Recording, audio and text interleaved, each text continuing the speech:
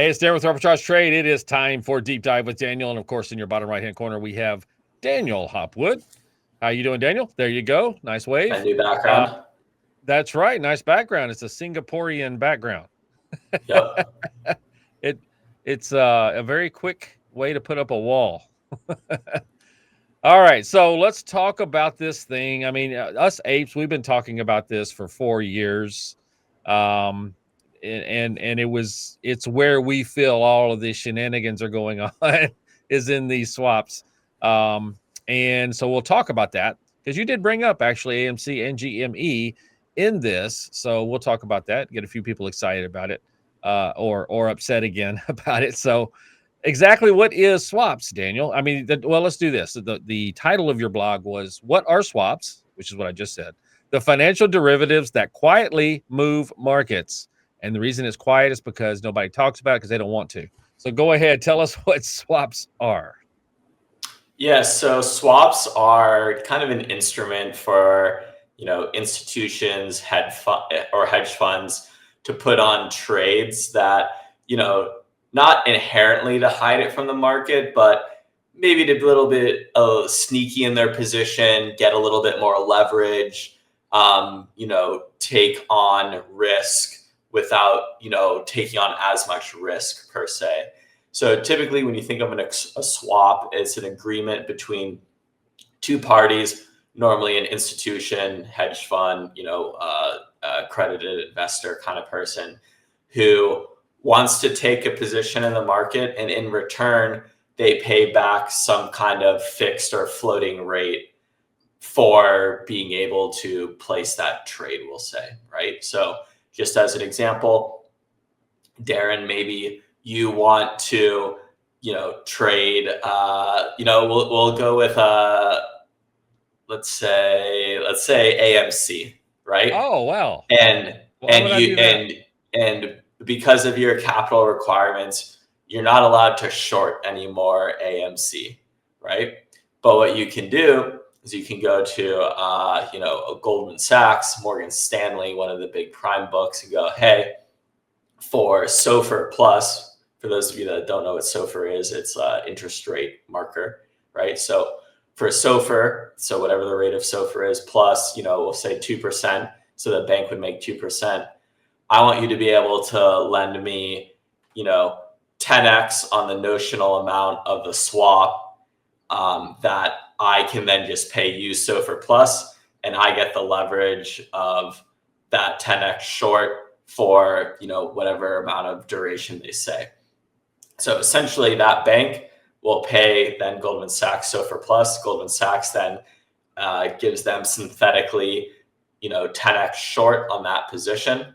And if the stock goes up, then, essentially the institution who's taking that trade only loses out on the interest payments they'd be making to the broker. Or if it goes the other way, they still make the interest payments to the broker, but whenever the trade closes out, then the bank has to pay back, whatever that earned amount on the short was that was gained to the institution. So it's really kind of like a sophisticated synthetic position generator, is the easiest way to think about it, which isn't maybe necessarily the easiest thing. Yeah, I know at one point AMC actually went over 1,000% borrowing fee. So I'm sure there was a lot going on during that time. I mean, and that probably wasn't, well, we'll get into that about, you're talking about what Mm-hmm. the short reports versus what actually is out there. But so you just run down the rest of the types of swaps. I think you gave several examples. You just talked about the SOFR and interest rate swaps. You got some others there too you want to call out?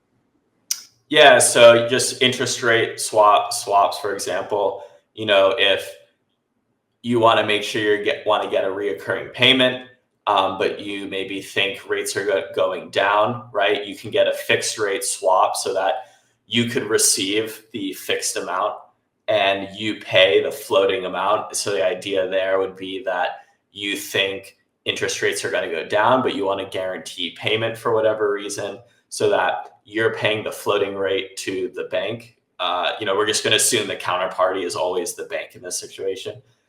So you pay the bank that floating amount, they pay you the fixed amount, and you make the spread on that. So obviously, the more interest rates would be cut in that situation, the more you make on the spread.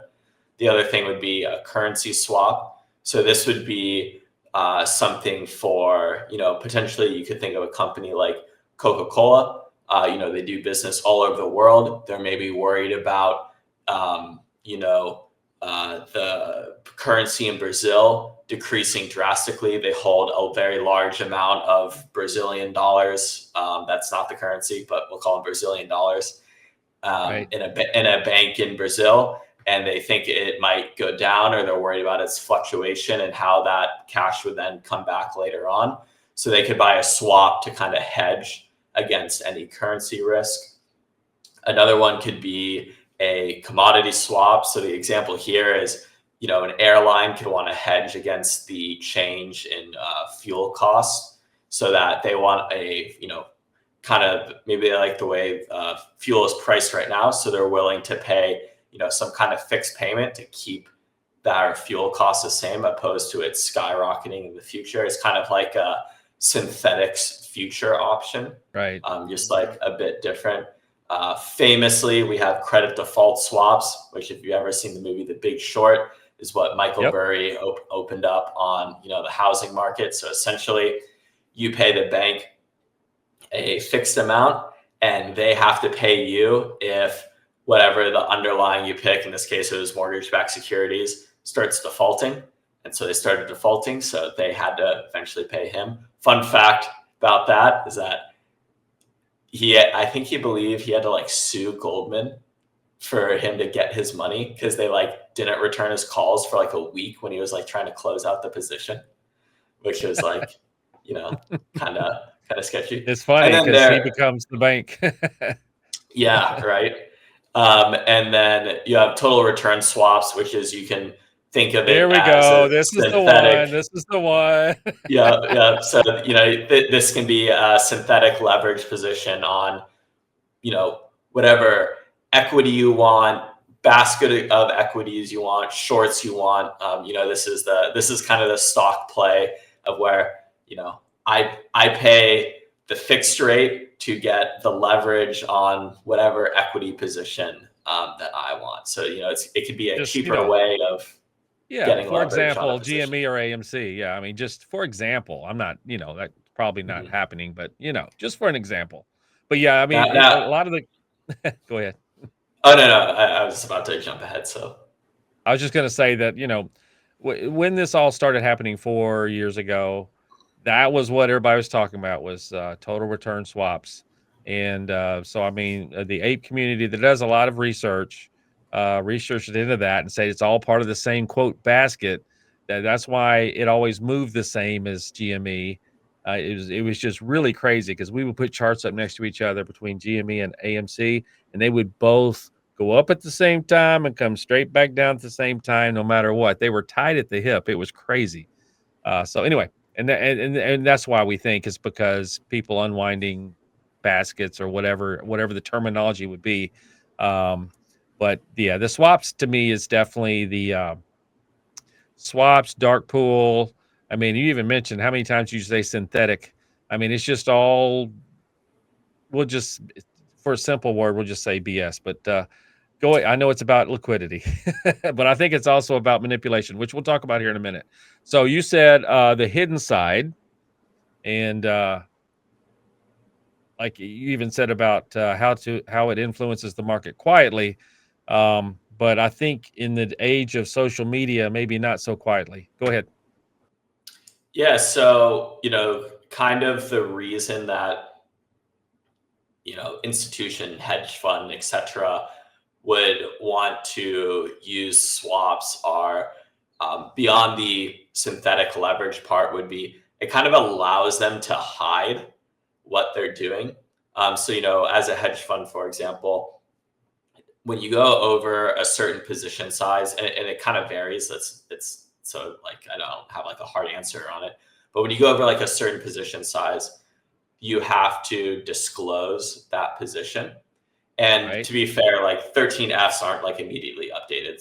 But if you want to hold, a big position for a long time and maybe you don't really want it to be disclosed, you can use the swap basket, right? So you want to be, I don't know, super short AMC and super long Tesla, but you don't, you're Citadel and you don't want the market to know.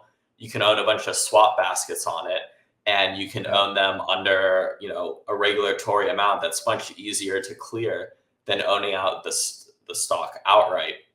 And so it kind of allows you to be a little bit sneakier about your positioning. Same thing with, short selling. Short selling has rules around what you have to report and what you can do. This allows them, one, to get the leverage, two, to not have to disclose it in the same way.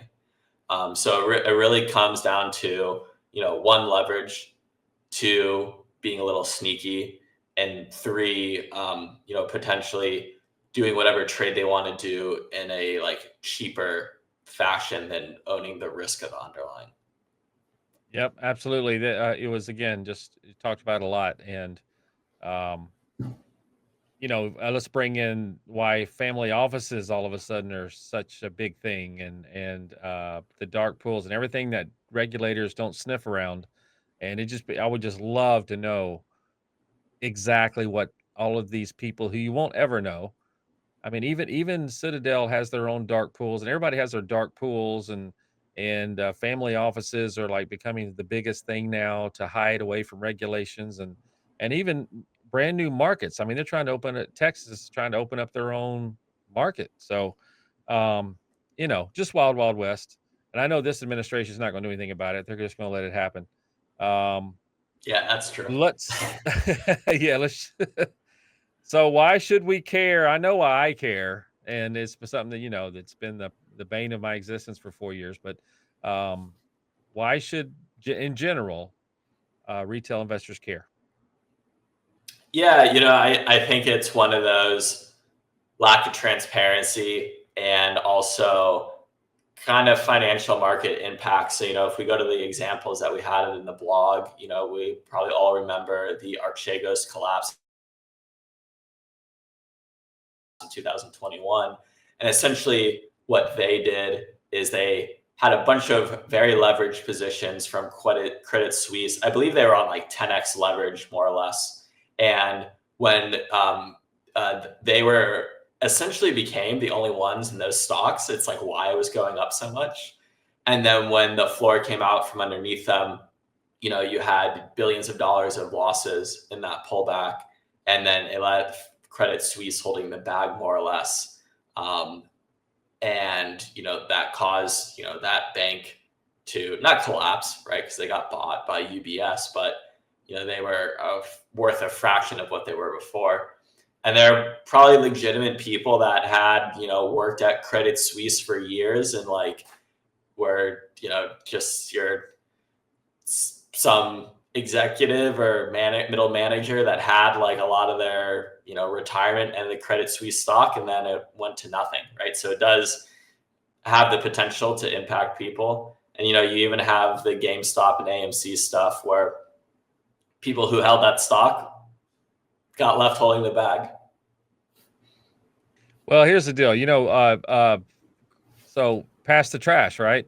So it went from Archegos to Credit Suisse, and now Credit Suisse to UBS, and they're talking about it still. They're talking about and they won't say exactly what it is, but I think most of us in the community know that it's most likely a bunch of swaps, that they're bad swaps that they're sitting on at UBS. So and it's just all we're waiting on is it to be addressed, and of course a lot of us feel that it's going to take some hedge funds going down, and that's why a lot of us have that.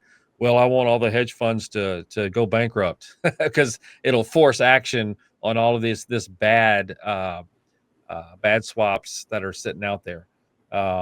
Could be right, could be wrong. I don't know, but and a lot of people have done a lot of research on that.